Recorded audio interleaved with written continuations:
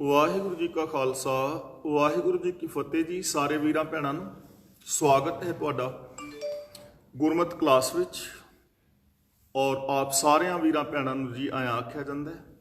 ਜਿਵੇਂ ਕਿ ਆਪ ਸਭ ਨੂੰ ਪਤਾ ਹੈ, ਅਸੀਂ ਸਾਰੇ ਹੀ ਵੀਰ ਔਰ ਭੈਣਾਂ ਮਿਲ ਕੇ ਇੱਕ ਦੂਜੇ ਦੇ ਨਾਲ ਜਪਜੀ ਸਾਹਿਬ ਜੀ ਦੀ ਵਿਚਾਰ ਸਾਂਝੀ ਕਰ ਰਹੇ ਹਾਂ। ਹੁਣ ਤੱਕ ਅਸਾਂ 7 ਪੌੜੀਆਂ ਦੀ ਵਿਚਾਰ ਕੀਤੀ ਹੈ। 8ਵੀਂ ਪੌੜੀ ਦੀ ਵਿਚਾਰ ਅਸੀਂ ਅੱਜ ਸਾਂਝੀ ਕਰ ਰਹੇ ਹਾਂ ਤੇ ਇਸ ਦੇ ਅੰਦਰ ਆਪ ਜੀ ਨੂੰ ਪਤਾ ਹੈ ਕਿ ਜਪਜੀ ਸਾਹਿਬ ਜੀ ਦੇ ਵਿੱਚ ਇੱਕ ਹੀ ਸਵਾਲ ਹੈ, ਮਨੁੱਖਤਾ ਵਾਸਤੇ ਕਿਵ ਸਚਿਆਰਾ ਹੋਈ ਹੈ, ਕਿਵ ਕੂੜੈ ਟੁੱਟੈ ਪਾਲ। ਸਾਡੇ ਜੀਵਨ ਦਾ ਮਕਸਦ ਹੈ ਕਿ ਅਸੀਂ ਸਚਿਆਰ ਕਿਵੇਂ ਹੋਈਏ, ਸਾਡੇ ਅੰਦਰ ਜੋ ਕੂੜ ਦੀਆਂ ਦੀਵਾਰਾਂ ਬਣੀਆਂ ਹੋਈਆਂ ਨੇ ਉਹ ਕਿਵੇਂ ਟੁੱਟਣ, ਔਰ ਅਸੀਂ ਰੱਬ ਦੇ ਵਿੱਚ ਅਭੇਦ ਹੋ ਕੇ ਰੱਬ ਵਰਗੇ ਕਿਵੇਂ ਹੋ ਜਾਈਏ। ਕਿਉਂਕਿ ਸਚਿਆਰ ਰੱਬ ਹੈ ਤੇ ਰੱਬ ਦੇ ਵਿੱਚ ਮਿਲ ਕੇ ਅਸਾਂ ਸਚਿਆਰ ਹੋਣਾ ਹੈ। ਤੂੰ ਕਰਤਾ ਸਚਿਆਰ ਮਹਿੰਦਾ ਸਾਈਂ, ਅਸੀਂ ਵੀ ਉਸ ਰੱਬ ਵਰਗੇ ਬਣਨਾ ਹੈ। ਸਾਡੇ ਅੰਦਰ ਜੋ ਦੀਵਾਰਾਂ ਨੇ ਉਹ ਕਿਵੇਂ ਟੁੱਟਣ, ਹੁਣ ਤੱਕ ਅਸਾਂ ਇਹ ਵਿਚਾਰਾਂ ਕੀਤੀਆਂ ਨੇ ਔਰ ਉਹਦੇ ਵਾਸਤੇ ਇੱਕੋ ਹੀ ਸਾਧਨ ਦੱਸਿਆ ਹੈ, ਹੁਕਮ ਰਜ਼ਾਈ ਚੱਲਣਾ ਨਾਨਕ ਲਿਖਿਆ ਨਾਲ। ਕਿ ਜੋ ਸ਼ੁਰੂ ਤੋਂ ਲੈ ਕੇ ਨੇਮ ਤੁਰਿਆ ਆਉਂਦਾ ਹੈ ਕੁਦਰਤ ਦਾ, ਉਸ ਨੇਮ ਦੇ ਅੰਦਰ, ਹੁਕਮ ਦੇ ਅੰਦਰ, ਹੁਕਮ ਦਾ ਮਤਲਬ ਸਿਸਟਮ, ਹੁਕਮ ਦਾ ਮਤਲਬ ਲਾ ਆਫ ਨੇਚਰ, ਕੁਦਰਤ ਦੇ ਜੋ ਨਿਯਮਾਵਲੀ ਹੈ ਉਹਦੇ ਮੁਤਾਬਕ ਜ਼ਿੰਦਗੀ ਜੀਣਾ ਹੀ ਸਚਿਆਰ ਹੋਣ ਦਾ ਇੱਕੋ ਇੱਕ ਸਾਧਨ ਹੈ। ਹੋਰ ਕਿਸੇ ਕਰਮ ਕਾਂਡ ਦੇ ਨਾਲ ਸਚਿਆਰ ਨਹੀਂ ਹੋਇਆ ਜਾ ਸਕਦਾ। ਔਰ ਜਦੋਂ ਤੱਕ ਮਨੁੱਖ ਸਚਿਆਰ ਨਹੀਂ ਹੁੰਦਾ ਉਦੋਂ ਤੱਕ ਇਹਦੀਆਂ ਜਿੰਨੀਆਂ ਵੀ ਸਮੱਸਿਆਵਾਂ ਨੇ ਉਹ ਕਦੇ ਖਤਮ ਨਹੀਂ ਹੁੰਦੀਆਂ। ਸਚਿਆਰ ਹੋਣ ਵਿੱਚ ਹੀ ਮਨੁੱਖਤਾ ਦਾ ਭਲਾ ਹੈ, ਸਮਾਜ ਦਾ ਭਲਾ ਹੈ, ਸਾਡਾ ਆਪਣਾ ਭਲਾ ਹੈ, ਪਰਿਵਾਰਾਂ ਦਾ ਭਲਾ ਹੈ। ਤਾਂ ਅਸੀਂ ਸਚਿਆਰ ਕਿਵੇਂ ਹੋਣਾ ਹੈ, ਸਾਡੀ ਪ੍ਰੋਬਲਮ ਇਹ ਹੈ। ਤੇ ਉਹਦੇ ਵਾਸਤੇ ਸਾਧਨ ਬੜਾ ਸੌਖਾ ਹੈ, ਹੁਕਮ ਰਜ਼ਾਈ ਚੱਲਣਾ ਨਾਨਕ ਲਿਖਿਆ ਨਾਲ, ਯਾਨੀ ਮਨ ਬਚਨ ਔਰ ਕਰਮ ਕਰਕੇ ਅਸਾਂ ਸੱਚੇ ਹੋਣਾ ਹੈ। ਤਾਂ ਅੱਜ 8ਵੀਂ ਪੌੜੀ ਦੇ ਵਿੱਚ ਗੁਰਦੇਵ ਪਾਤਸ਼ਾਹ ਨੇ ਸਾਨੂੰ ਗੁਰੂ ਦੀ ਸਿੱਖਿਆ ਸੁਣਨ ਦੀ ਮਹਾਨਤਾ ਦੱਸੀ ਹੈ। ਇਹਦੇ ਵਿੱਚ ਗੁਰਦੇਵ ਪਾਤਸ਼ਾਹ ਜੀ ਨੇ ਸਾਨੂੰ ਬਖਸ਼ਿਸ਼ ਕੀਤੀ ਹੈ ਕਿ ਸੁਣਨ ਦੇ ਨਾਲ ਜੇ ਗੁਰੂ ਦੀ ਸਿੱਖਿਆ ਨੂੰ ਸੁਣਿਆ ਜਾਏ ਤਾਂ ਸਾਨੂੰ ਕੀ ਕੁਝ ਮਿਲ ਸਕਦਾ ਹੈ। ਮੈਂ ਥੋੜੀ ਜਿਹੀ ਵਿਚਾਰ ਸੁਣਨ ਬਾਰੇ ਆਪ ਦੇ ਨਾਲ ਸਾਂਝੀ ਕਰਦੇ ਹਾਂ। ਸਾਡੀ ਜ਼ਿੰਦਗੀ ਦੇ ਅੰਦਰ ਜਨਮ ਤੋਂ ਬਾਅਦ ਜਾਂ ਜਨਮ ਲੈਂਦਿਆਂ ਹੀ ਜੇ ਕੋਈ ਸਭ ਤੋਂ ਮਹੱਤਵਪੂਰਨ ਗੱਲ ਹੈ ਤਾਂ ਉਹ ਹੈ ਸੁਣਨਾ। ਜਿਹੜਾ ਬੱਚਾ ਜਨਮ ਤੋਂ ਸੁਣਦਾ ਨਹੀਂ ਨਾ, ਬੋਲਾ ਹੋਵੇ, ਉਹ ਗੂੰਗਾ ਵੀ ਜ਼ਰੂਰ ਹੋਏਗਾ, ਕਿਉਂਕਿ ਉਸ ਦੇ ਕੰਨਾਂ ਵਿੱਚ ਕੋਈ ਆਵਾਜ਼ ਨਹੀਂ ਪਵੇਗੀ, ਇਸ ਲਈ ਉਹ ਕੁਝ ਵੀ ਬੋਲ ਨਹੀਂ ਪਾਏਗਾ। ਸ਼ਬਦ ਹੀ ਅੰਦਰ ਨਹੀਂ ਗਏ ਤਾਂ ਬੋਲਣ ਦਾ ਸਵਾਲ ਪੈਦਾ ਨਹੀਂ ਹੁੰਦਾ। ਇਸ ਲਈ ਸਾਡੀ ਜ਼ਿੰਦਗੀ ਵਿੱਚ ਸਭ ਤੋਂ ਮਹਾਨ ਜੋ ਚੀਜ਼ ਹੈ ਸ਼ੁਰੂ ਦੇ ਅੰਦਰ ਸੁਣਨਾ। ਜੈਸੇ ਕਿਸੇ ਪਰਿਵਾਰ ਦੇ ਵਿੱਚ ਬੱਚਾ ਪੈਦਾ ਹੁੰਦਾ ਹੈ, ਜੈਸੀ ਉਹ ਬੋਲੀ ਸੁਣਦਾ ਹੈ ਮਾਂ-ਬਾਪ ਕੋਲੋਂ, ਸ਼ਬਦਾਵਲੀ ਸੁਣਦਾ ਹੈ, ਉਹ ਸ਼ਬਦਾਵਲੀ, ਉਹ ਭਾਸ਼ਾ ਉਹਦੇ ਅੰਦਰ ਜਾਂਦੀ ਹੈ, ਕੰਨਾਂ ਰਾਹੀਂ ਦਿਮਾਗ ਵਿੱਚ ਪੈਂਦੀ ਹੈ। ਹੌਲੇ ਹੌਲੇ ਉਹ ਸ਼ਬਦਾਵਲੀ ਨੂੰ ਸਿੱਖਦਾ ਜਾਂਦਾ ਹੈ ਤੇ ਉਹਦੀ ਉਹ ਮਾਤ ਭਾਸ਼ਾ ਬਣ ਜਾਂਦੀ ਹੈ। ਇਸ ਤਰ੍ਹਾਂ ਬੱਚਾ ਅੱਗੇ ਆਪਣੀਆਂ ਭਾਵਨਾਵਾਂ ਨੂੰ ਪ੍ਰਗਟ ਕਰਨਾ ਸ਼ੁਰੂ ਕਰਦਾ ਹੈ। ਸੁਣਨ ਦੇ ਅੰਦਰ ਜੈਸੀ ਉਹ ਸ਼ਬਦਾਵਲੀ ਸੁਣੇਗਾ ਵੈਸੀ ਹੀ ਬੱਚੇ ਦੀ ਸ਼ਬਦਾਵਲੀ ਹੋ ਜਾਏਗੀ। ਜਿਸ ਟੋਨ ਦੇ ਉੱਤੇ ਪਰਿਵਾਰ ਦੇ ਲੋਕ ਬੋਲਣਗੇ ਬੱਚੇ ਦੀ ਵੀ ਟੋਨ ਵੈਸੀ ਹੀ ਹੋਵੇਗੀ। ਅੱਗੇ ਚੱਲ ਕੇ ਅਸੀਂ ਦੇਖਦੇ ਹਾਂ ਬੱਚੇ ਨੇ ਫਿਰ ਸਾਥੀਆਂ ਵਿੱਚ ਖੇਲਣਾ ਹੈ। ਜੋ ਸ਼ਬਦਾਵਲੀ ਬੱਚਿਆਂ ਤੋਂ, ਸਾਥੀਆਂ ਤੋਂ, ਆਂਢ ਗੁਆਂਢ ਤੋਂ ਸੁਣਦਾ ਹੈ ਉਹ ਸ਼ਬਦਾਵਲੀ ਉਹਦੇ ਅੰਦਰ ਜਾਂਦੀ ਰਹਿੰਦੀ ਹੈ। ਉਸ ਤੋਂ ਉਪਰੰਤ ਉਹ ਬੱਚਾ ਸਕੂਲ ਵਿੱਚ ਜਾਂਦਾ ਹੈ। ਜੈਸੇ ਸਕੂਲ ਵਿੱਚ ਪਾਇਆ ਜਾਵੇ ਹਿੰਦੀ, ਪੰਜਾਬੀ ਜਾਂ ਅੰਗਰੇਜ਼ੀ ਵਾਲੇ 'ਚ, ਉਹੋ ਜਿਹੀ ਉਹ ਭਾਸ਼ਾ ਅੱਗੇ ਸਿੱਖਦਾ ਜਾਂਦਾ ਹੈ। ਫਿਰ ਜਿਹੜੇ ਸਬਜੈਕਟ ਵਿੱਚ ਉਸ ਨੂੰ ਪਾਇਆ ਜਾਏ ਉਹ ਸਬਜੈਕਟ ਦਾ ਹੌਲੇ ਹੌਲੇ ਉਹ ਮਾਸਟਰ ਬਣ ਜਾਂਦਾ ਹੈ। ਡਾਕਟਰ, ਇੰਜੀਨੀਅਰ, ਵਿਗਿਆਨਿਕ, ਮਨੋਵਿਗਿਆਨਿਕ, ਫਿਲੋਸਫਰ, ਜਿੰਨੇ ਵੀ ਪੜ੍ਹੇ ਲਿਖੇ ਲੋਕ ਨੇ, ਉਹਨਾਂ ਨੇ ਜੋ ਵੀ ਆਪਣੇ ਅਧਿਆਪਕਾਂ ਤੋਂ, ਪ੍ਰੋਫੈਸਰਾਂ ਤੋਂ ਸੁਣਿਆ ਹੈ, ਜੋ ਕੁਝ ਉਹਨਾਂ ਨੇ ਪੜ੍ਹਿਆ ਹੈ, ਉਹ ਡਿਗਰੀ ਉਹਨਾਂ ਨੇ ਹਾਸਲ ਕਰ ਲਈ ਹੈ। ਇਹ ਸਾਰਾ ਸੁਣਨ ਦੀ ਹੀ ਮਹਾਨਤਾ ਹੈ। ਇਸ ਤੋਂ ਇਲਾਵਾ ਜੇ ਕੋਈ ਨਕਾਰਾਤਮਕ ਸੋਚ ਸੁਣਦਾ ਹੈ, ਨਕਾਰਾਤਮਕ ਬੋਲ ਸੁਣਦਾ ਹੈ ਤਾਂ ਉਹਦਾ ਜੀਵਨ ਵੀ ਨਕਾਰਾਤਮਕ ਹੋ ਜਾਂਦਾ ਹੈ, ਉਹਦੇ ਅੰਦਰ ਨੈਗੇਟਿਵਿਟੀ ਆ ਜਾਂਦੀ ਹੈ, ਉਹਦੇ ਅੰਦਰ ਹੀਨ ਭਾਵਨਾ ਆ ਜਾਂਦੀ ਹੈ, ਔਰ ਕਈ ਵਾਰ ਬੰਦਾ ਮਾਨਸਿਕ ਰੋਗਾਂ ਦਾ ਸ਼ਿਕਾਰ ਹੋ ਜਾਂਦਾ ਹੈ, ਇਨਫੀਰੀਓਰਿਟੀ ਕੰਪਲੈਕਸ ਦਾ ਸ਼ਿਕਾਰ ਹੋ ਜਾਂਦਾ ਹੈ, ਔਰ ਉਹ ਬੰਦਾ ਕੁਝ ਵੀ ਕਰ ਨਹੀਂ ਪਾਉਂਦਾ, ਸਫਲ ਨਹੀਂ ਹੁੰਦਾ। ਅਸੀਂ ਆਮ ਵੇਖਦੇ ਹਾਂ, ਜੋ ਮਨੋਵਿਗਿਆਨਿਕ ਲੋਕ ਦੱਸਦੇ ਨੇ ਕਿ 15 ਸਾਲ ਦੇ ਬੱਚੇ ਦੇ ਅੰਦਰ ਕਰੀਬ 1.5 ਲੱਖ ਵਾਰੀ ਨਾ ਸ਼ਬਦ ਅਸੀਂ ਪਾ ਦਿੰਦੇ ਹਾਂ, 1.5 ਲੱਖ ਵਾਰਾਂ। ਤੇ ਜਿਹੜਾ ਸ਼ਬਦ 20-25 ਵਾਰੀ ਅਸੀਂ ਦੁਹਰਾ ਲਈਏ ਉਹ ਸਾਡੇ ਸਬਕੌਂਸ਼ੀਅਸ ਅੰਦਰ ਚਲਾ ਜਾਂਦਾ ਹੈ।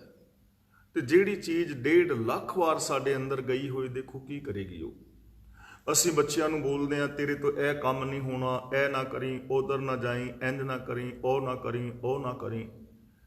ਤੇ 18 ਸਾਲ ਦਾ ਜਦੋਂ ਹੋ ਜਾਂਦਾ, ਅਸੀਂ ਉਹਨੂੰ ਕਹਿੰਦੇ ਹਾਂ ਹੁਣ ਕੁਛ ਕਰ, ਕਰੇ ਕੀ ਜਦੋਂ ਕਰਨ ਲਈ ਕੁਛ ਦੱਸਿਆ ਹੀ ਨਹੀਂ। ਉਹਨੂੰ ਤੇ ਦੱਸਿਆ ਗਿਆ ਹੈ ਇਹ ਨਾ ਕਰ, ਇਹ ਨਾ ਕਰ, ਤੇਰੇ ਤੋਂ ਇਹ ਨਹੀਂ ਹੋਣਾ, ਇਹ ਨਹੀਂ ਹੋਣਾ। ਯਾਨੀ ਜੇ ਨੈਗੇਟਿਵ ਅਸੀਂ ਬੋਲਾਂਗੇ ਤਾਂ ਬੱਚੇ ਨੈਗੇਟਿਵ ਹੋ ਜਾਣਗੇ। ਜੇ ਅਸੀਂ ਨੈਗੇਟਿਵ ਬੋਲ ਸੁਣਾਂਗੇ, ਜਿਵੇਂ ਸਾਡੇ ਅੰਦਰ ਇਹ ਚੀਜ਼ਾਂ ਬਾਰ-ਬਾਰ ਪਾ ਦਿੱਤੀਆਂ ਗਈਆਂ ਨਾ, ਜੇ ਅਸੀਂ ਧਰਮ ਦੀ ਗੱਲ ਕਰੀਏ ਕਿ ਅੰਮ੍ਰਿਤ ਛਕਣਾ ਬੜਾ ਔਖਾ ਹੈ, ਬੜਾ ਔਖਾ ਹੈ, ਰਹਿਤ ਨਹੀਂ ਰਹਿਣੀ, ਧਰਮ ਨਿਭਾਉਣਾ ਬੜਾ ਔਖਾ ਹੈ, ਬਾਣੀ ਪੜ੍ਹਨੀ ਬੜੀ ਔਖੀ ਹੈ, ਪੜ੍ਹੀ ਨਹੀਂ ਜਾਣੀ, ਸਮਝੀ ਨਹੀਂ ਜਾਣੀ, ਬਾਣੀ ਦੇ ਅਰਥ ਕਰਨੇ ਕੋਈ ਐਵੇਂ ਥੋੜਾ ਨੇ। ਇਹ ਚੀਜ਼ਾਂ ਅਸਾਂ ਬਾਰ-ਬਾਰ ਸੁਣੀਆਂ ਨਾ, ਤਾਂ ਸਾਡੇ ਅੰਦਰ ਇਹ ਵਿਸ਼ਵਾਸ ਬਣ ਗਿਆ ਕਿ ਵਾਸਤਵ 'ਚ ਗੱਲ ਠੀਕ ਹੈ ਕਿ ਅਸੀਂ ਬਾਣੀ ਸਮਝ ਨਹੀਂ ਸਕਦੇ, ਅਰਥ ਕਰ ਨਹੀਂ ਸਕਦੇ, ਅੰਮ੍ਰਿਤ ਛਕ ਕੇ ਰਹਿਤ ਰੱਖਣੀ ਬੜੀ ਔਖੀ ਹੈ। ਇਹ ਚੀਜ਼ਾਂ ਸਾਡੇ ਅੰਦਰ ਪੈ ਗਈਆਂ, ਅਸੀਂ ਅੰਮ੍ਰਿਤ ਛਕਣਾ ਹੀ ਛੱਡ ਦਿੱਤਾ। ਧਰਮ ਨਿਭਾਉਣਾ ਬੜਾ ਔਖਾ ਹੈ, ਰਹਿਤ ਰੱਖਣੀ ਬੜੀ ਔਖੀ ਹੈ, ਬੱਚਿਆਂ ਨੇ ਰਹਿਤ ਇਸ ਪਾਸੇ ਆਉਣਾ ਹੀ ਛੱਡ ਦਿੱਤਾ। ਇਹਦਾ ਰੀਜ਼ਨ ਕੀ ਹੈ ਕਿ ਅਸੀਂ ਇਹ ਨੈਗੇਟਿਵ ਵਿਚਾਰ ਸੁਣੇ ਨੇ। ਦੂਜਾ ਹੈ, ਕੁਝ ਲੋਕ ਪੋਜ਼ਿਟਿਵ ਵਿਚਾਰ ਸੁਣਦੇ ਨੇ, ਉਹਨਾਂ ਦੇ ਅੰਦਰ ਚੜ੍ਹਦੀ ਕਲਾ ਆ ਜਾਂਦੀ ਹੈ, ਉਹ ਸਵਾਭਿਮਾਨੀ ਹੋ ਜਾਂਦੇ ਨੇ। ਜਿਨ੍ਹਾਂ ਨੇ ਗੁਰੂ ਨਾਨਕ ਪਾਤਸ਼ਾਹ ਜੀ ਦੇ ਵਿਚਾਰ ਸੁਣੇ, ਉਹਨਾਂ ਦੇ ਅੰਦਰ ਕਿੰਨੀ ਸਕਾਰਾਤਮਕਤਾ ਆਈ। ਉਹ ਕਾਤਲ ਲੋਕ ਵੀ ਧਰਮੀ ਲੋਕ ਹੋ ਗਏ, ਉਹਨਾਂ ਦੇ ਕਤਲਗਾਹ ਵੀ ਗੁਰਦੁਆਰਿਆਂ ਦੇ ਅੰਦਰ ਤਬਦੀਲ ਹੋ ਗਏ। ਕੌਡੇ ਭੀਲ ਵਰਗੇ ਲੋਕਾਂ ਨੂੰ ਤੇਲ ਦੇ ਕੜਾਹਿਆਂ ਵਿੱਚ ਤਲਣ ਵਾਲੇ ਜੀਵਨ ਦਾਨ ਦੇਣ ਵਾਲੇ ਬਣ ਗਏ। ਜਿਨ੍ਹਾਂ ਨੇ ਗੁਰੂ ਗੋਬਿੰਦ ਸਿੰਘ ਜੀ ਦੇ ਚੜ੍ਹਦੀ ਕਲਾ ਵਾਲੇ ਬੋਲ ਸੁਣੇ, ਉਹਨਾਂ ਨੇ ਗੁਲਾਮੀ ਦੀਆਂ ਜੰਜੀਰਾਂ ਲੋਕਾਂ ਦੀਆਂ ਕੱਟ ਦਿੱਤੀਆਂ। ਤਾਂ ਇਹ ਸੁਣਨ ਦੀ ਮਹਾਨਤਾ ਹੈ। ਹੁਣ ਸੁਣਨਾ ਅਸੀਂ ਕਿਵੇਂ ਹੈ? 3-4 ਪ੍ਰੋਬਲਮਸ ਨੇ ਸੁਣਨ ਵਾਸਤੇ। ਪਹਿਲੀ ਗੱਲ ਤੇ ਅਸੀਂ ਡਿਸਾਈਡ ਕਰਨਾ ਹੈ ਕਿ ਅਸੀਂ ਸੁਣਨਾ ਕੀ ਹੈ। ਤਾਂ ਗੁਰੂ ਜੀ ਕਹਿੰਦੇ ਨੇ, ਇਸ ਤਰ੍ਹਾਂ ਹੋ ਮੇਰੇ ਹੋ ਸਾਚੈ ਸੁਣਨੇ ਨੂੰ ਪਠਾਏ। ਅਸਾਂ ਸੱਚ ਸੁਣਨਾ ਹੈ ਕਿਉਂਕਿ ਅਸੀਂ ਸਚਿਆਰ ਹੋਣਾ ਚਾਹੁੰਦੇ ਹਾਂ। ਸਾਡੀ ਮੰਜ਼ਿਲ ਹੈ ਸਚਿਆਰ ਹੋਣਾ, ਤੇ ਸਚਿਆਰ ਹੋਣ ਵਾਸਤੇ ਸਾਨੂੰ ਸੱਚ ਸੁਣਨਾ ਪਵੇਗਾ। ਜੇ ਕਰਮ ਕਾਂਡਾਂ ਦੀ ਗੱਲ ਸੁਣੋਗੇ, ਜੇ ਝੂਠ ਫਰੇਬ ਸੁਣੋਗੇ ਤਾਂ ਸਚਿਆਰ ਅਸੀਂ ਨਹੀਂ ਹੋ ਪਾਵਾਂਗੇ। ਇਸ ਲਈ ਸੱਚ ਸੁਣਨਾ ਹੈ, ਤੇ ਜੈਸਾ ਅਸੀਂ ਸੁਣਾਂਗੇ ਵੈਸਾ ਅਸੀਂ ਹੋ ਜਾਵਾਂਗੇ। ਤਾਂ ਆਓ ਅਸੀਂ ਹੁਣ ਵਿਚਾਰ ਕਰੀਏ ਕਿ ਸੁਣਨਾ ਅਸੀਂ ਕਿਸ ਤਰ੍ਹਾਂ ਹੈ। ਥੋੜੀ ਜਿਹੀ ਮੈਂ ਵਿਚਾਰ ਇਹ ਵੀ ਰੱਖਦੇ ਹਾਂ ਆਪ ਦੇ ਸਾਹਮਣੇ। ਅਸੀਂ ਦੇਖਦੇ ਹਾਂ ਜੋ ਮਸੀਤ ਵਾਲੀ ਸਾਖੀ ਹੈ, ਉਹ ਤਾਂ ਤੁਸੀਂ ਸੁਣੀ ਹੋਈ ਹੈ ਨਾ, ਕਿ ਗੁਰੂ ਨਾਨਕ ਪਾਤਸ਼ਾਹ ਜੀ ਨੂੰ ਕਾਜ਼ੀ ਔਰ ਮੁੱਲਾ ਕਹਿੰਦੇ ਨੇ ਕਿ ਤੁਸੀਂ ਨਮਾਜ਼ ਕਿਉਂ ਨਹੀਂ ਪੜ੍ਹੀ, ਨਮਾਜ਼ ਕਿਉਂ ਨਹੀਂ ਪੜ੍ਹੀ। ਉਹ ਕਹਿੰਦੇ ਵੀ ਮੇਰੀ ਸ਼ਰਤ ਸੀ ਕਿ ਜੇ ਤੁਸੀਂ ਪੜ੍ਹੋਗੇ ਤੇ ਮੈਂ ਵੀ ਪੜਾਂਗਾ, ਤੁਸੀਂ ਨਹੀਂ ਪੜ੍ਹੀ ਮੈਂ ਵੀ ਨਹੀਂ ਪੜ੍ਹੀ। ਉਹ ਕਹਿੰਦੇ ਨੇ ਬਾਬਾ ਅਸੀਂ ਤੇ ਤੇਰੇ ਸਾਹਮਣੇ ਪੜ੍ਹ ਰਹੇ ਹਾਂ, ਸਿਜਦੇ ਕੀਤੇ ਨੇ, ਨਮਾਜ਼ ਪੜ੍ਹੀ ਹੈ। ਪਰ ਗੁਰੂ ਸਾਹਿਬ ਜੀ ਕਹਿੰਦੇ ਨੇ ਪਿਆਰਿਓ, ਤਨ ਤੇ ਨਮਾਜ਼ ਪੜ੍ਹ ਰਿਹਾ ਸੀ, ਇਹਦੇ ਵਿੱਚ ਕੋਈ ਦੋ ਰਾਏ ਨਹੀਂ ਕਿ ਤਨ ਜਿਹੜਾ ਹੈ ਸਿਜਦਾ ਕਰ ਰਿਹਾ ਹੈ, ਪਰ ਮਨ ਕਿੱਥੇ ਸੀ? ਮਨ ਤੇ ਕਾਬਲ ਵਿੱਚ ਘੋੜੇ ਖਰੀਦ ਰਿਹਾ ਹੈ, ਮਨ ਤੇ ਵਛੇਰੀ ਸਾਂਭ ਰਿਹਾ ਹੈ। ਤਾਂ ਇਹ ਪ੍ਰੋਬਲਮ ਕੱਲੀ ਮਸੀਤ ਵਿੱਚ ਨਹੀਂ ਆਉਂਦੀ, ਇਹ ਪ੍ਰੋਬਲਮ ਗੁਰਦੁਆਰਾ ਸਾਹਿਬ ਵੀ ਆਉਂਦੀ ਹੈ, ਇਹ ਮੰਦਿਰ ਵਿੱਚ ਵੀ ਆਉਂਦੀ ਹੈ, ਇਹ ਆਮ ਥਾਵਾਂ ਤੇ ਆਉਂਦੀ ਹੈ ਕਿ ਅਸੀਂ ਬੈਠੇ ਕਿੱਥੇ ਹਾਂ ਤੇ ਧਿਆਨ ਕਿੱਥੇ ਹੈ। ਪਾਠ ਪੜ੍ਹ ਰਹੇ ਹਾਂ, ਧਿਆਨ ਕਿੱਥੇ ਹੈ? ਸਕੂਲ ਵਿੱਚ ਬੈਠੇ ਹਾਂ, ਟੀਚਰ ਲੈਕਚਰ ਦੇ ਰਿਹਾ ਹੈ, ਧਿਆਨ ਕਿੱਥੇ ਹੈ?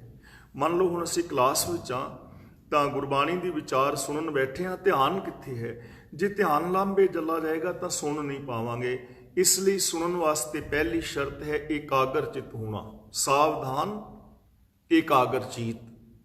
ਅਸੀਂ ਦੇਖਦੇ ਹਾਂ ਗੁਰਦੁਆਰੇ ਸਾਹਿਬਾਨ ਦੇ ਅੰਦਰ ਲੋਕ ਨਾ ਕੰਧਾਂ ਦੇ ਨਾਲ ਲੱਗ ਕੇ ਬੈਠੇ ਹੁੰਦੇ ਨੇ। ਜਿਨ੍ਹਾਂ ਨੂੰ ਬੈਕ ਪ੍ਰੋਬਲਮ ਹੈ ਉਹ ਤਾਂ ਬਹਿਣ, ਉਹਨਾਂ ਦੀ ਮਜਬੂਰੀ ਹੈ। ਚੰਗੇ ਭਲੇ ਲੋਕ ਵੀ ਗੁਰਦੁਆਰਾ ਸਾਹਿਬ, ਗੁਰੂ ਗ੍ਰੰਥ ਸਾਹਿਬ ਦੇ ਸਾਹਮਣੇ ਲਾਈਨ ਲਗਾ ਕੇ ਨਹੀਂ ਬੈਠਦੇ, ਕੰਧਾਂ ਦੇ ਨਾਲ ਬੈਠੇ ਹੋਣਗੇ। ਧੌਣਾ ਇੰਜ ਕਰਕੇ ਸੁੱਟ ਕੇ। ਗੁਰੂ ਜੀ ਕਹਿੰਦੇ ਨੇ ਸਾਵਧਾਨ ਇਕਾਗਰ ਚੀਤ, ਰੀੜ੍ਹ ਦੀ ਹੱਡੀ ਸਿੱਧੀ ਰੱਖੋ, ਸਾਵਧਾਨ ਹੋ ਕੇ ਬੈਠੋ, ਸੁਚੇਤ ਹੋ ਕੇ ਬੈਠੋ ਔਰ ਇਕਾਗਰ ਚਿੱਤ ਹੋ ਕੇ ਬੈਠੋ, ਫਿਰ ਤੁਸੀਂ ਸੁਣ ਪਾਓਗੇ। ਪਹਿਲੀ ਗੱਲ ਇਕਾਗਰ ਚਿੱਤ ਹੋਣਾ ਹੈ, ਸੁਣਨ ਦੇ ਅੰਦਰ ਧਿਆਨ ਰੱਖਣਾ ਹੈ। ਸੁਣਨ ਦੇ ਅੰਦਰ ਦੂਜੀ ਪ੍ਰੋਬਲਮ ਇਹ ਆਉਂਦੀ ਹੈ ਕਿ ਬੰਦਾ ਸੁਣਦਿਆਂ ਹੋਇਆਂ ਇਹ ਸੋਚ ਰਿਹਾ ਹੁੰਦਾ ਹੈ ਕਿ ਮੈਂ ਇਹ ਸਵਾਲ ਕਰਨਾ ਹੈ। ਹੁਣ ਉਹ ਸਾਰੀ ਕਥਾ ਵਿੱਚ ਜਾਂ ਸਾਰੇ ਲੈਕਚਰ ਵਿੱਚ ਇਹ ਸੋਚੀ ਜਾਂਦਾ ਹੈ ਕਿ ਮੈਂ ਸਵਾਲ ਕਰਨਾ ਹੈ, ਤਾਂ ਹੁਣ ਉਹ ਸਰੋਤਾ ਨਹੀਂ ਰਿਹਾ। ਹੁਣ ਉਹਦੇ ਦਿਮਾਗ ਦੇ ਅੰਦਰ ਕੇਵਲ ਸਵਾਲ ਗੂੰਜ ਰਿਹਾ ਹੈ, ਉਹ ਕੁਝ ਸਮਝ ਨਹੀਂ ਪਾਏਗਾ ਕਿਉਂਕਿ ਸਾਰਾ ਧਿਆਨ ਸਵਾਲ ਤੇ ਲੱਗਾ ਹੋਇਆ ਹੈ। ਇਹਦਾ ਮਤਲਬ ਇਹ ਨਹੀਂ ਕਿ ਸਵਾਲ ਨਹੀਂ ਕਰਨਾ, ਸਵਾਲ ਲਿਖ ਲਓ, ਅੱਗੇ ਸੁਣਨਾ ਸ਼ੁਰੂ ਕਰੋ। ਦੂਜੇ ਪ੍ਰੋਬਲਮ ਇਹ ਆਉਂਦੀ ਹੈ ਕਿ ਅਸੀਂ ਇੱਥੇ ਇਹ ਭਾਈ ਜਾਂ ਟੀਚਰ ਗਲਤ ਬੋਲ ਗਿਆ ਜਾਂ ਸਹੀ ਬੋਲ ਗਿਆ, ਤਾਂ ਮੇਰਾ ਮਤਲਬ ਇਹ ਨਹੀਂ ਕਿ ਗਲਤ ਹੀ ਸੁਣੀ ਜਾਓ, ਨਾ, ਇਹ ਗੱਲ ਨਹੀਂ ਹੈ। ਗੱਲ ਕੇਵਲ ਸਰੋਤੇ ਦੇ ਗੁਣ ਦੀ ਕਰ ਰਿਹਾ ਵਾ। ਹੁਣ ਉਹ ਬੰਦਾ ਜੱਜ ਬਣ ਗਿਆ, ਇਸ ਟਾਈਮ ਉਹ ਸਰੋਤਾ ਨਹੀਂ ਰਿਹਾ ਕਿ ਕੀ ਠੀਕ ਹੈ ਕੀ ਗਲਤ ਹੈ, ਉਸ ਦਾ ਨਿਰਣਾ ਕਰਨ ਦੇ ਵਿੱਚ ਸਾਰਾ ਟਾਈਮ ਲੱਗ ਰਿਹਾ ਹੈ। ਹਾਂ, ਜੋ ਗਲਤ ਹੈ ਜਾਂ ਠੀਕ ਹੈ ਉਸ ਨੂੰ ਬਾਅਦ ਦੇ ਵਿੱਚ ਵਿਚਾਰਿਆ ਜਾ ਸਕਦਾ ਹੈ, ਲੇਕਿਨ ਸਰੋਤਾ ਜਦੋਂ ਬਣਨਾ ਹੈ, ਸੁਣਨਾ ਹੈ, ਤਾਂ ਧਿਆਨ ਚੀਜ਼ਾਂ ਰੱਖਣ ਵਾਲੀਆਂ ਨੇ। ਉਸ ਤੋਂ ਇਲਾਵਾ ਸੁਣਨਾ ਕੀ, ਅਸੀਂ ਆਪਣਾ ਗੋਲ, ਜਿਹੜੀ ਚੀਜ਼ ਤੁਹਾਡੇ ਗੋਲ ਵੱਲ ਲੈ ਜਾ ਰਹੀ ਹੈ ਉਹ ਚੀਜ਼ ਸੁਣੋ, ਤਾਂ ਤੁਸੀਂ ਆਪਣੇ ਗੋਲ ਤੇ ਪਹੁੰਚੋਗੇ। ਤੇ ਜੇ ਤੁਸੀਂ ਸੁਣ ਹੀ ਉਹ ਰਹੇ ਹੋ ਜਿਸ ਦਾ ਤੁਹਾਡੇ ਗੋਲ ਦੇ ਨਾਲ ਕੋਈ ਮਤਲਬ ਹੀ ਨਹੀਂ ਹੈ, ਤਾਂ ਤੁਸੀਂ ਆਪਣੇ ਗੋਲ ਵੱਲ ਨਹੀਂ ਜਾਓਗੇ। ਨਿੱਕੀ ਜਿਹੀ ਕਹਾਣੀ ਸੁਣਾ ਕੇ ਮੈਂ ਵਿਚਾਰ ਆਰੰਭ ਕਰਾਂ। ਦੋ ਪਿਓ ਪੁੱਤਰ ਸਫ਼ਰ ਵਿੱਚ ਜਾ ਰਹੇ ਸਨ। ਦੁਪਹਿਰ ਹੋ ਗਈ ਤੁਰਦਿਆਂ, ਤੇ ਬੱਚਾ ਕੁਛ ਥੱਕਿਆ ਤੇ ਕਹਿਣ ਲੱਗਾ, ਪਿਤਾ ਜੀ ਹੋਰ ਕਿੰਨਾ ਕੁ ਤੁਰਨਾ ਪੈਣਾ? ਪਿਤਾ ਕਹਿਣ ਲੱਗਾ, ਬੇਟਾ ਅੱਧਾ ਸਫ਼ਰ ਆ ਗਏ ਆ, ਅੱਧਾ ਸਫ਼ਰ ਹੋਰ ਰਹਿੰਦਾ, ਜਿੰਨਾ ਕੁ ਤੁਰਿਆ ਇੰਨਾ ਹੋਰ ਤੁਰਨਾ ਪੈਣਾ। ਤੇ ਬੱਚਾ ਕਹਿਣ ਲੱਗਾ, ਇਹ ਤਾਂ ਬਹੁਤ ਸਫ਼ਰ, ਇੰਨਾ ਤੁਰਨਾ ਕਿੰਨਾ ਔਖਾ ਹੈ। ਤੇ ਪਿਤਾ ਕਹਿਣ ਲੱਗਾ, ਬੇਟਾ ਕੋਈ ਗੱਲ ਨਹੀਂ, ਅੱਧੇ ਸਫ਼ਰ ਵਿੱਚ ਮੈਂ ਤੈਨੂੰ ਚੁੱਕ ਕੇ ਤੁਰਾਂਗਾ ਤੇ ਅੱਧੇ ਸਫ਼ਰ ਦੇ ਅੰਦਰ ਤੂੰ ਮੈਨੂੰ ਚੁੱਕ ਕੇ ਤੁਰੀ, ਤੇ ਬੜਾ ਸੌਖਾ ਸਫ਼ਰ ਨਿਕਲ ਜਾਏਗਾ। ਅੱਧੇ ਸਫ਼ਰ ਵਿੱਚ ਤੂੰ ਮੈਨੂੰ ਚੁੱਕ ਕੇ ਤੁਰ, ਅੱਧੇ ਸਫ਼ਰ ਵਿੱਚ ਮੈਂ ਤੈਨੂੰ ਚੁੱਕ ਲਵਾਂਗਾ, ਸਫ਼ਰ ਸੌਖਾ ਨਿਕਲ ਜਾਏਗਾ। ਕਹਿਣ ਲੱਗਾ, ਪਿਤਾ ਜੀ ਗੱਲ ਤੇ ਠੀਕ ਹੈ, ਪਰ ਥੱਕੇ ਤੇ ਪਹਿਲੋਂ ਹੀ ਆ, ਫਿਰ ਬੰਦੇ ਨੂੰ ਚੁੱਕ ਕੇ ਤੁਰਨਾ ਤੇ ਹੋਰ ਔਖਾ ਹੋ ਜਾਏਗਾ। ਕਹਿਣ ਲੱਗਾ, ਬੇਟਾ ਇਹ ਗੱਲ ਨਹੀਂ ਹੈ, ਗੱਲ ਇਹ ਹੈ ਕਿ ਅੱਧਾ ਸਫ਼ਰ ਮੈਂ ਗੱਲਾਂ ਕਰਾਂਗਾ, ਤੂੰ ਸੁਣਦਾ ਚੱਲੀ, ਅੱਧਾ ਸਫ਼ਰ ਤੂੰ ਗੱਲਾਂ ਕਰੀ, ਮੈਂ ਸੁਣਦਾ ਜਾਵਾਂਗਾ, ਗੱਲਾਂ ਗੱਲਾਂ 'ਚ ਪਤਾ ਵੀ ਨਹੀਂ ਲੱਗਣਾ, ਸਫ਼ਰ ਬੜਾ ਸੌਖਾ ਕੱਟਿਆ ਜਾਏਗਾ। ਬੇਟਾ ਕਹਿਣ ਲੱਗਾ, ਗੁੱਡ ਆਈਡੀਆ, ਬਹੁਤ ਚੰਗਾ ਵਿਚਾਰ ਹੈ, ਐਵੇਂ ਸੌਖਾ ਸਫ਼ਰ ਕੱਟਿਆ ਜਾਏਗਾ। ਪਿੱਛੇ ਇੱਕ ਤੀਜਾ ਬੰਦਾ ਹੋਰ ਆ ਰਿਹਾ ਸੀ, ਕਹਿਣ ਲੱਗਾ, ਵੀ ਮੇਰੀ ਗੱਲ ਸੁਣ ਲਓ, ਵਿਚਾਰ ਤੁਹਾਡੀ ਬਹੁਤ ਚੰਗੀ ਹੈ ਕਿ ਗੱਲਾਂ ਗੱਲਾਂ ਵਿੱਚ ਸਫ਼ਰ ਕੱਟਿਆ ਜਾਏਗਾ, ਪਰ ਮੇਰੀ ਇੱਕ ਗੱਲ ਧਿਆਨ ਨਾਲ ਸੁਣ ਲਓ, ਗੱਲ ਆਪਣੇ ਰਾਹ ਦੀ ਕਰਿਆ ਜੇ, ਗੱਲ ਆਪਣੀ ਮੰਜ਼ਿਲ ਦੀ ਕਰਿਓ।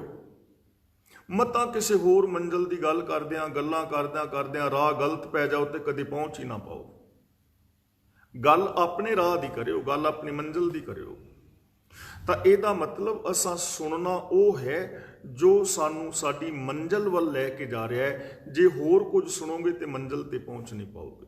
ਮੰਨ ਲਓ ਜੇ ਕੋਈ ਡਾਕਟਰ ਬਣਨਾ ਚਾਹੁੰਦਾ ਹੈ, ਅੱਖਾਂ ਦਾ ਆਈ ਸਪੈਸ਼ਲਿਸਟ ਬਣਨਾ ਚਾਹੁੰਦਾ ਹੈ, ਤੇ ਉਹ ਜਾ ਕੇ ਇਤਿਹਾਸ ਦੇ ਟੀਚਰ ਦੇ ਲੈਕਚਰ ਸੁਣਦਾ ਰਹੇ, ਤਾਂ ਉਹ ਬੰਦਾ ਕਦੇ ਡਾਕਟਰ ਨਹੀਂ ਬਣ ਪਾਏਗਾ। ਇਸ ਲਈ ਸੁਣਨਾ ਹੈ ਉਹ ਜੋ ਸਾਨੂੰ ਸਾਡੀ ਮੰਜ਼ਿਲ ਵੱਲ ਲੈ ਜਾਏ।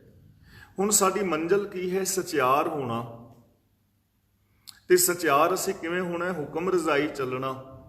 ਤਾਂ ਇਹਦਾ ਮਤਲਬ ਸਾਨੂੰ ਹੁਕਮ ਦੀ ਗੱਲ ਸੁਣਨੀ ਚਾਹੀਦੀ ਹੈ। ਹੁਕਮ ਕੀ ਹੈ, ਹੁਕਮ ਵਿੱਚ ਅਸੀਂ ਕਿਵੇਂ ਤੁਰਨਾ ਹੈ, ਕਿਵੇਂ ਅਸੀਂ ਸਚਿਆਰ ਹੋਣਾ ਹੈ। ਤਾਂ ਗੁਰੂ ਪਾਤਸ਼ਾਹ ਜੀ ਦੀ ਪਾਵਨ ਬਾਣੀ ਸਾਨੂੰ ਸਾਡੀ ਮੰਜ਼ਿਲ ਵੱਲ ਪਹੁੰਚਾਉਂਦੀ ਹੈ। ਇਸ ਲਈ ਇੱਧਰ ਉੱਧਰ ਦੇ ਕਰਮ ਕਾਂਡਾਂ ਨੂੰ ਛੱਡ ਕੇ ਗੁਰੂ ਦੀ ਪਾਵਨ ਬਾਣੀ ਨੂੰ ਸੁਣਨਾ ਹੈ। ਤਾਂ ਆਓ ਅਸੀਂ ਵਿਚਾਰ ਆਰੰਭ ਕਰੀਏ। ਗੁਰੂ ਜੀ ਕਹਿੰਦੇ ਹਨ, ਸੁਣਿਆ ਸਿੱਧ ਪੀਰ ਸੁਰਨਾਥ। ਇਸ ਦਾ ਉਚਾਰਨ ਸੁਣੀਏ ਨਹੀਂ ਕਰਨਾ। ਸੁਣੀਏ ਉਚਾਰਨ ਤਾਂ ਹੋਏਗਾ ਜੇ ਇਣਾਣੇ ਦੇ ਨਾਲ ਬਿਹਾਰੀ ਲੱਗੀ ਹੋਵੇ, ਤੇ ਫਿਰ ਉਹਦਾ ਅਰਥ ਹੋ ਜਾਏਗਾ ਆਓ ਮਿਲ ਕੇ ਸੁਣੀਏ। ਸਾਰੇ ਰਲ ਕੇ ਸੁਣੀਏ। ਪਰ ਇੱਥੇ ਸ਼ਬਦ ਹੈ ਸੁਣਿਆ। ਸੁਣਿਆ ਦਾ ਮਤਲਬ ਸੁਣਨ ਦੇ ਨਾਲ, ਸੁਣਨ ਕਰਕੇ, ਜੇ ਸੁਣਿਆ ਜਾਏ। ਸੁਣਿਆ ਸਿੱਧ ਪੀਰ ਸੁਰਨਾਥ। ਇਸ ਪੰਕਤੀ ਦਾ ਅਰਥ ਕੁਝ ਵਿਦਵਾਨਾਂ ਨੇ ਕੀਤਾ ਹੈ ਕਿ ਜੇ ਪ੍ਰਭੂ ਦੀ ਸਿਫਤ ਸਲਾਹ ਵਿੱਚ ਸੁਰਤ ਜੋੜੀ ਜਾਏ, ਧਿਆਨ ਨਾਲ ਸੁਣਿਆ ਜਾਏ, ਤਾਂ ਸਿੱਧਾਂ ਪੀਰਾਂ, ਦੇਵਤਿਆਂ ਔਰ ਨਾਥਾਂ ਵਾਲੀ ਪਦਵੀ ਆਮ ਮਨੁੱਖ ਨੂੰ ਮਿਲ ਜਾਂਦੀ ਹੈ। ਆਮ ਮਨੁੱਖ ਸਿੱਧਾਂ, ਪੀਰਾਂ, ਦੇਵਤਿਆਂ, ਨਾਥਾਂ ਵਾਲੀ ਪਦਵੀ ਪਾ ਲੈਂਦਾ ਹੈ। ਇਹ ਅਰਥ ਕੀਤੇ ਗਏ ਨੇ। ਲੇਕਿਨ ਜਦੋਂ ਅਸੀਂ ਗੁਰਬਾਣੀ ਨੂੰ ਪੜ੍ਹਦੇ ਹਾਂ ਤਾਂ ਸਿੱਧ ਪੀਰ ਸੁਰਨਾਥ ਦੀ ਬਹੁਤੀ ਵੈਲਿਊ ਗੁਰਬਾਣੀ ਵਿੱਚ ਹੈ ਨਹੀਂ।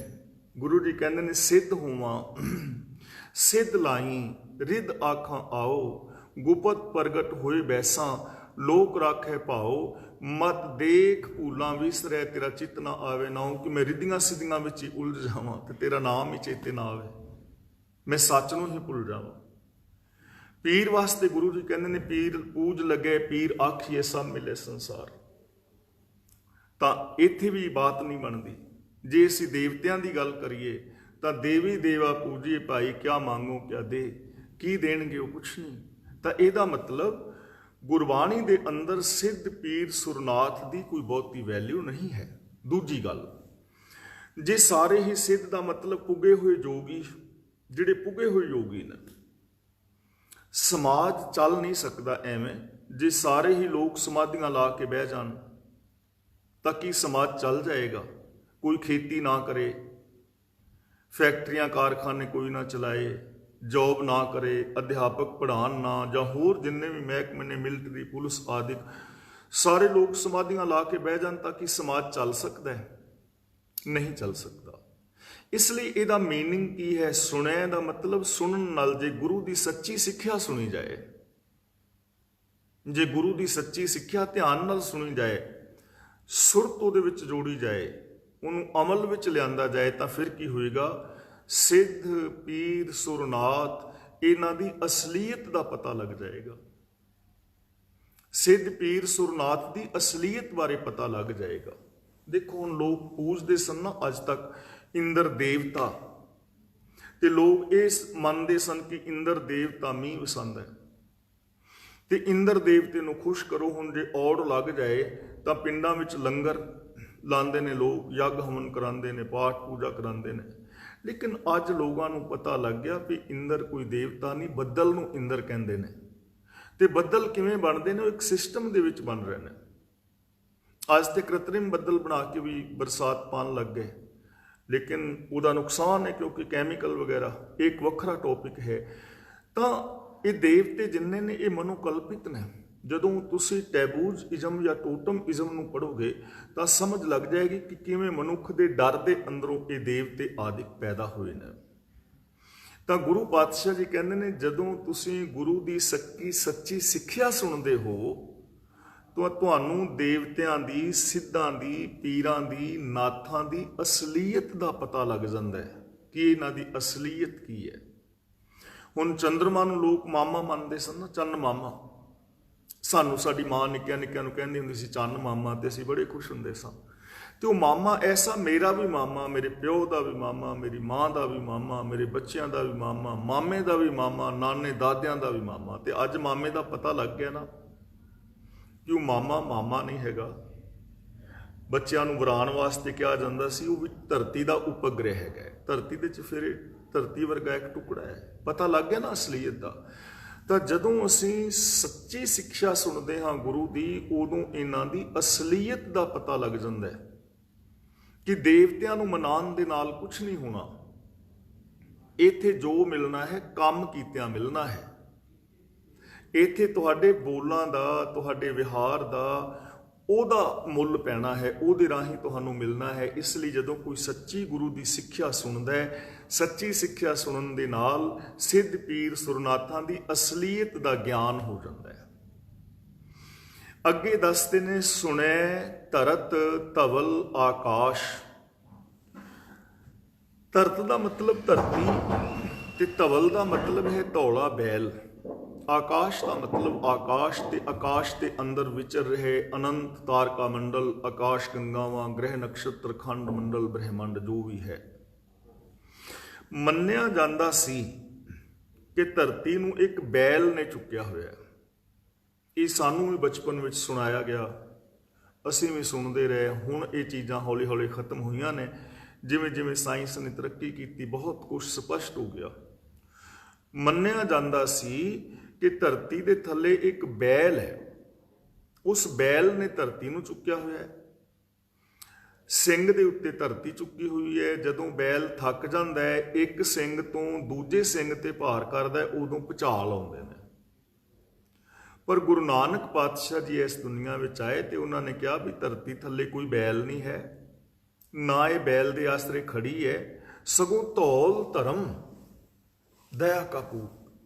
ਧਰਮ ਦਾ ਮਤਲਬ ਕੁਦਰਤ ਦੇ ਬੱਝਵੇਂ ਨਿਯਮ, ਉਹਨਾਂ ਦੇ ਆਸਰੇ ਧਰਤੀ ਖੜੀ ਹੈ, ਕਿਸੇ ਬੈਲ ਦੇ ਸਿੰਘ ਤੇ ਨਹੀਂ ਖੜੀ ਹੋਈ। ਧੌਲ ਕੀ ਹੈ? ਧਰਮ ਹੈ। ਧਰਮ ਦਾ ਮਤਲਬ ਨਿਯਮ, ਲਾ ਆਫ ਨੇਚਰ, ਰੱਬ ਦੀ ਰਜ਼ਾ ਪਾਣਾ, ਕੁਦਰਤ ਦੇ ਬੱਝਵੇਂ ਨਿਯਮ, ਉਹਨਾਂ ਨਿਯਮਾਂ ਦੇ ਸਿਰ ਤੇ ਖੜੀ ਹੈ। ਭਗਤ ਕਬੀਰ ਜੀ ਦੇ ਨਾਲ ਵੀ ਇਹ ਗੋਸ਼ਟ ਹੋਈ ਤੇ ਬ੍ਰਾਹਮਣ ਨੇ ਕਿਹਾ ਕਿ ਧਰਤੀ ਨੂੰ ਬੈਲ ਨੇ ਚੁੱਕਿਆ। ਭਗਤ ਕਬੀਰ ਜੀ ਕਹਿਣ ਲੱਗੇ, ਮੰਨ ਲਓ ਕਿ ਬੈਲ ਨੇ ਹੀ ਚੁੱਕਿਆ, 2 ਮਿੰਟ ਲਈ ਮੰਨ ਲੈਂਦੇ ਆ, ਮੰਨ ਲਿਆ ਬੈਲ ਨੇ ਚੁੱਕਿਆ। ਪਰ ਜੋ ਆਕਾਸ਼ ਦੇ ਅੰਦਰ ਤਾਰੇ ਚਮਕ ਰਹੇ ਨੇ, ਅਨੰਤ ਤਾਰੇ ਨੇ, ਉਹਨਾਂ ਨੂੰ ਕਿਨੇ ਚੁੱਕਿਆ ਹੋਇਆ? ਉਹਨਾਂ ਥੱਲੇ ਤੇ ਕੋਈ ਬੈਲ ਦਿਸ ਨਹੀਂ ਰਿਹਾ। ਓਏ ਜੋ ਦਿਸੈ ਅੰਬਰ ਤਾਰੇ, ਕਿਨ ਓਏ ਚੀਤੇ ਚੀਤਨ ਹਾਰੇ। ਤੇ ਬ੍ਰਾਹਮਣ ਕਹਿਣ ਲੱਗਾ, ਹੈ ਕਬੀਰ ਤੂੰ ਹੈ ਕਮਲਾ। ਇਹ ਜਿਹੜੇ ਤਾਰੇ ਨੇ ਆਕਾਸ਼ ਦੇ ਨਾਲ ਲੱਗੇ ਹੋਏ ਨੇ, ਆਕਾਸ਼ ਨਾਲ ਜੁੜੇ ਹੋਏ ਨੇ।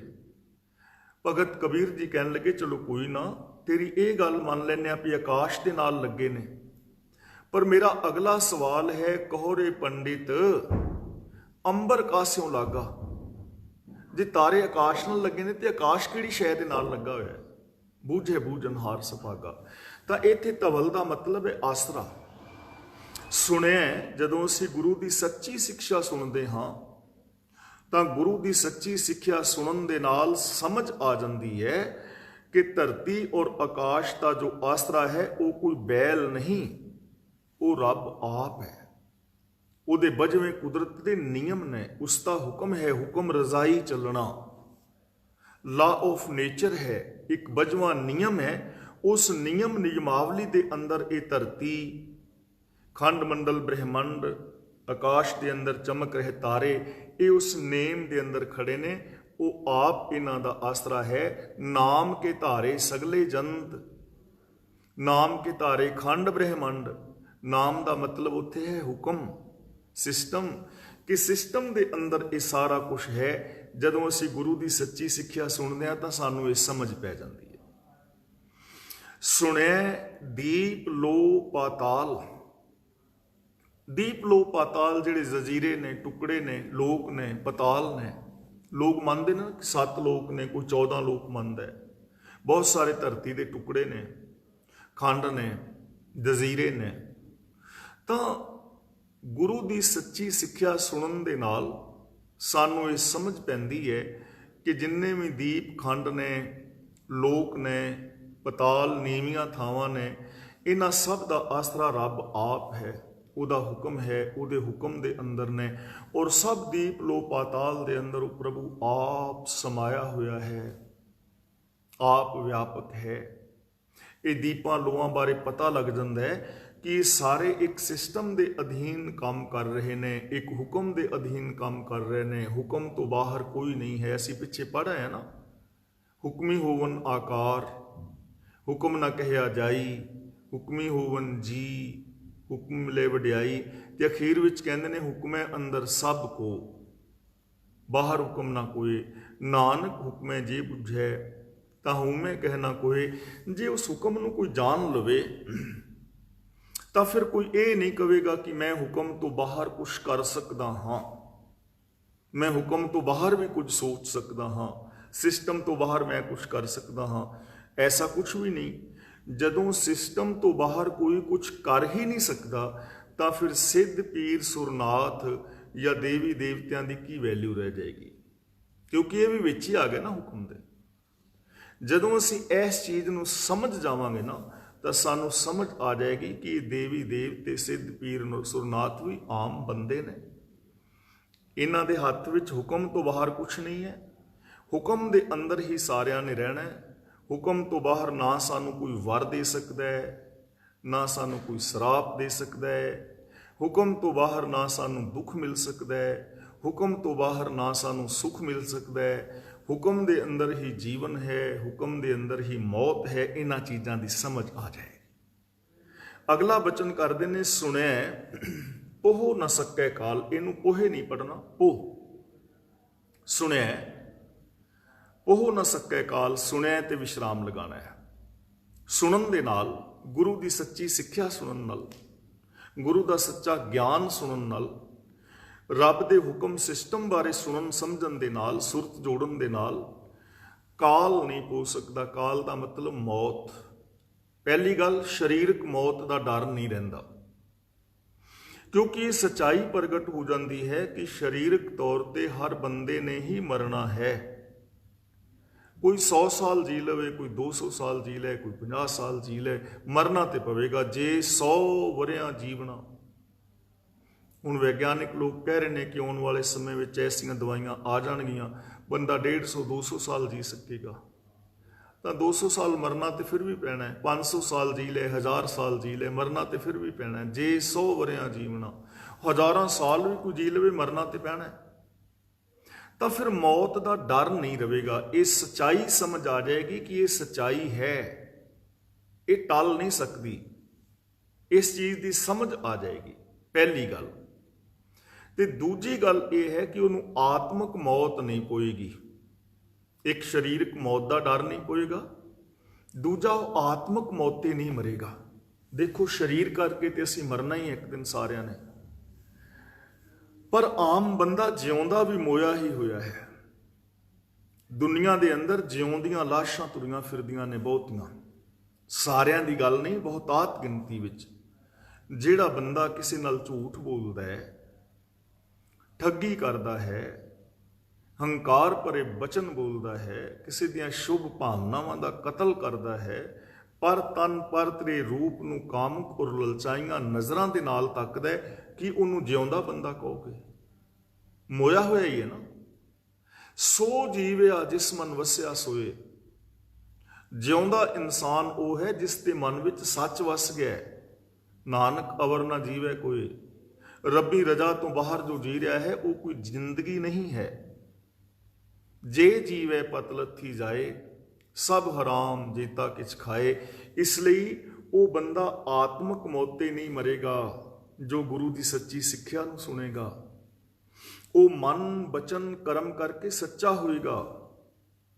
वो अपने अंदर झूठियां दीवारां नहीं खड़ियां करेगा। मनुखता के अंदर जातिवाद दियां, मेर तेर दियां, अमीर गरीब दियां, राष्ट्रवाद दियां, धर्मां दियां, और प्रभु के अंदर ते उहदे अंदर भी कोई दीवार नहीं होएगी। उन्होंने समझ आ जाएगी कि मैं रब का ही रूप हाँ। उन्होंने आत्मक मौत नहीं पवेगी, वो आत्मक जिंदगी जीवेगा।